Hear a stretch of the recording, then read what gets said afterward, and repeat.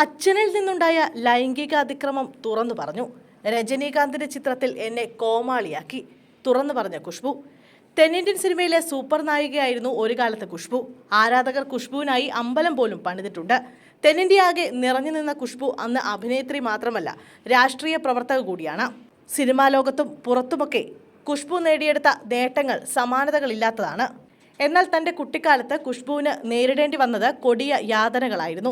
തന്റെ അച്ഛനിൽ നിന്നുണ്ടായ ലൈംഗിക അതിക്രമത്തെക്കുറിച്ച് മുമ്പൊരിക്കൽ ഖുഷ്ബു തുറന്നു പറഞ്ഞിരുന്നു. താരത്തിന്റെ തുറന്നു പറച്ചിൽ വലിയ ചർച്ചയായി മാറിയിരുന്നു. കൊച്ചു കുഞ്ഞായിരിക്കെയാണ് താരത്തിന് അച്ഛനിൽ നിന്നും ദുരനുഭവം ഉണ്ടായത്. ഇപ്പോഴിതാ അതേക്കുറിച്ച് താരം സംസാരിക്കുകയാണ്. അദ്ദേഹം എന്നെ ദുരുപയോഗം ചെയ്തു.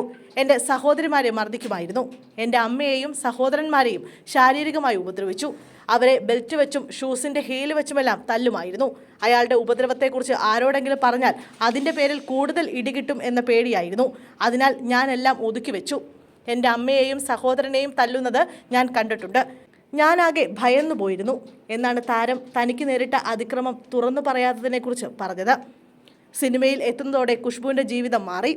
പതിയെ താരം അച്ഛനെ നേരിടാനുള്ള ധൈര്യവും ആത്മവിശ്വാസവും നേടിയെടുക്കുകയായിരുന്നു. അതേസമയം തന്നെ രജനീകാന്തിനൊപ്പം അണ്ണാത്ത് ചെയ്തത് തെറ്റായിപ്പോയെന്ന് നടി ഖുഷ്ബു പറഞ്ഞു.